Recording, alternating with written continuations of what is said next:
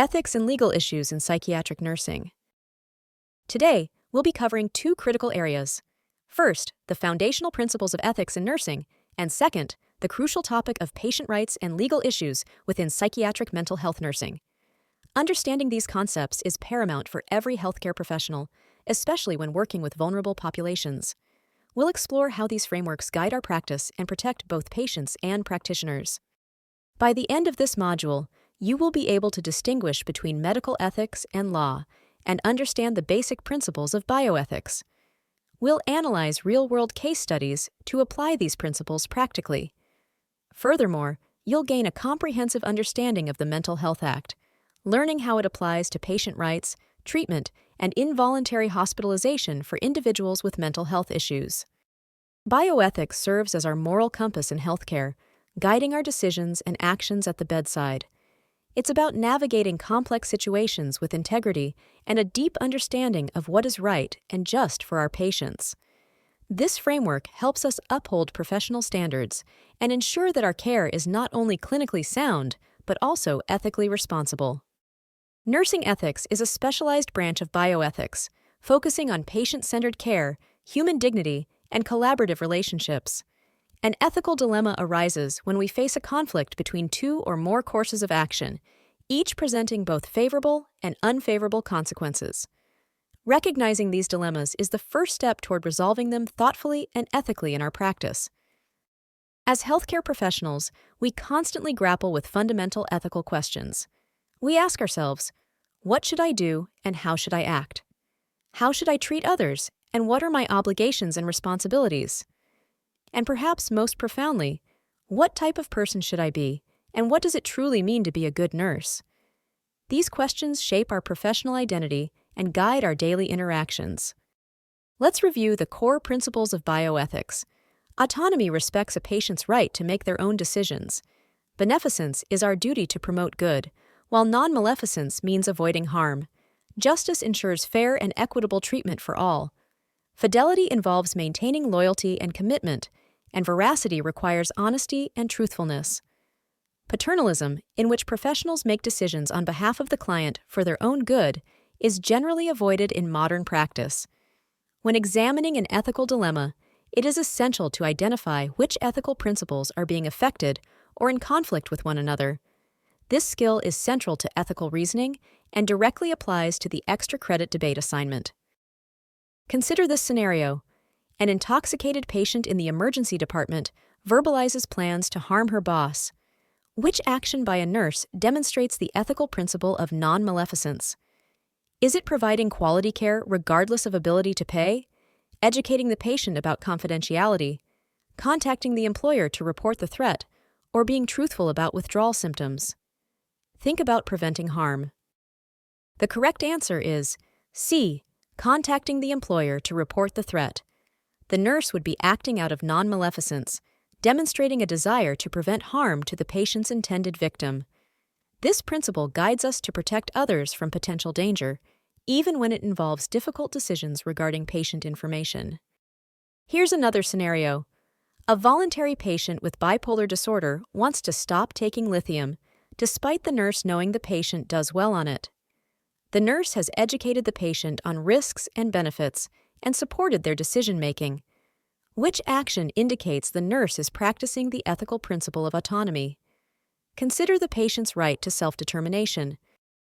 The correct answer is A. The nurse would advocate for the patient's right to make informed decisions for themselves. Unless a patient is deemed incompetent or is under a court order, nurses must allow as much autonomy as possible within the confines of their diagnosis.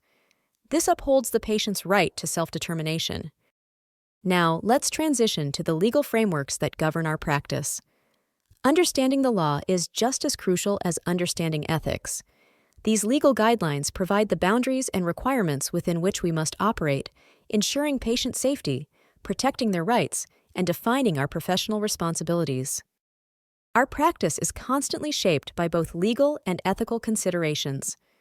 Key areas include meticulous documentation, ensuring informed consent for all treatments, maintaining strict confidentiality of patient information, and upholding all patient rights. These elements are interconnected and form the foundation of responsible and professional nursing care. Patients in mental health settings have fundamental rights that must be respected and protected.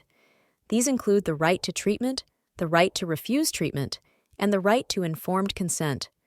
They also have rights to freedom from abuse and neglect, confidentiality, dignity, respect, freedom of movement, access to their records, and all civil rights. The Mental Health Act outlines specific legal and ethical guidelines for involuntary commitment.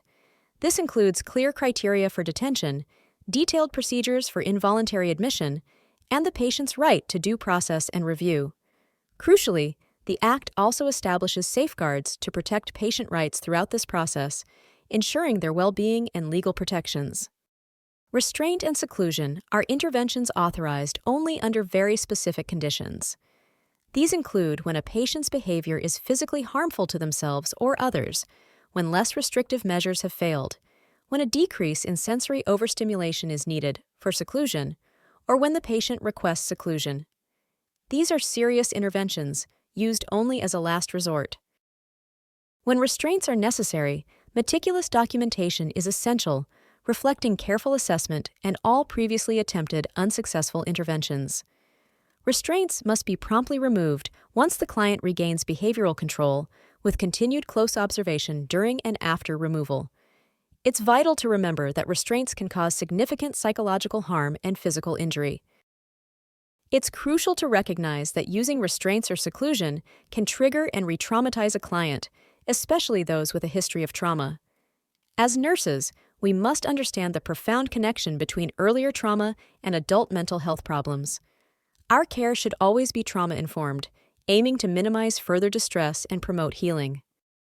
During any period of restraint, continuous nursing assessment is paramount. This includes monitoring hydration, vital signs, nutritional status, elimination needs, level of awareness, and range of motion and comfort. A nurse must remain within arm's length of the restrained patient at all times to ensure their safety and well-being.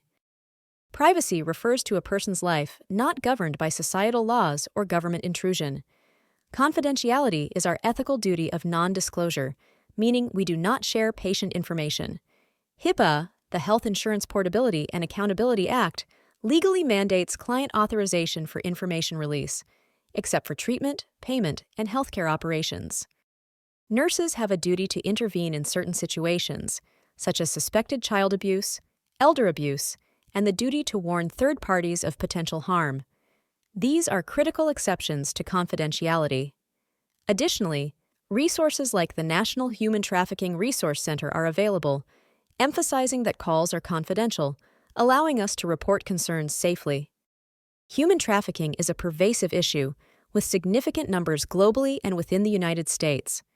Statistics indicate that a large percentage of trafficking involves prostitution and domestic servitude, with many victims being children. The East Asia-Pacific region accounts for a substantial number of trafficked persons into the U.S. This highlights the importance of vigilance and intervention. Anyone who believes a patient's rights have been violated should file a recipient rights complaint. These complaints can be filed on behalf of the recipient and anonymously. Information on how to file, including online forms and contact details for the Rights Office advisor, is readily available at agencies and in mental health rights booklets provided upon admission, as well as on the State of Michigan website under the Department of Health and Human Services. Psychiatric nursing practice carries several potential legal liabilities. These include malpractice, assault, battery, medical battery, false imprisonment, invasion of privacy, defamation of character, which can be slander or libel, and negligence. Understanding these areas is crucial for protecting both our patients and ourselves professionally. To prove negligence, 5 elements must be established: duty, breach of duty, cause in fact, cause in proximity, and damages. It's important to remember that simple mistakes, while undesirable, are not necessarily negligent acts unless these 5 criteria are met. This framework helps distinguish between errors and actionable negligence.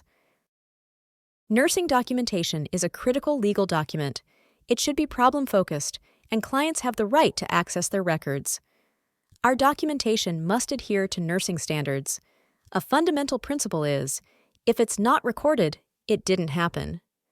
Accurate and thorough documentation protects everyone involved. Required nursing documentation includes observations of subjective and objective physical, psychological, and social responses. We must also document interventions implemented and the client's response to them, observations of therapeutic and side effects of medications, and the evaluation of outcomes of our interventions. This comprehensive record supports continuity of care. When documenting, entries must be written clearly and without jargon. Refrain from using abbreviations. Provide meaningful, accurate, and objective descriptions, avoiding general or stereotypic statements. Electronic records are held to the same rigorous standards as non-electronic records, emphasizing the importance of precision and professionalism. To avoid lawsuits, consistently evaluate risks and meticulously document all decisional processes. Involve family in decisions when appropriate and make decisions within a collaborative team model. Always maintain nursing standards of practice, adhere strictly to agency policy, and seek consultation when faced with complex situations. Several professional organizations support and advance psychiatric mental health nursing. These include the American Nurses Association, ANA, the American Psychiatric Nurses Association, APNA, the International Society of Psychiatric Mental Health Nurses, ISPN, and the International Nurses Society on Addictions, INTNSA. These groups offer resources, advocacy, and professional development. For our discussion forum, I encourage you to share creative ways to meet learning outcomes, discuss ethical versus legal principles in mental health nursing, and explore conflicts between bioethical principles in complex dilemmas. Also, define the Office of Recipient Rights, outline legal guidelines for restraints and seclusion, and discuss involuntary commitment processes and safeguards. We've covered a significant amount of material today, from the foundational principles of bioethics to the intricate legal frameworks governing psychiatric mental health nursing. Your commitment to understanding these concepts is vital for providing ethical, safe, and compassionate care. Keep these principles in mind as you continue your journey in this rewarding field.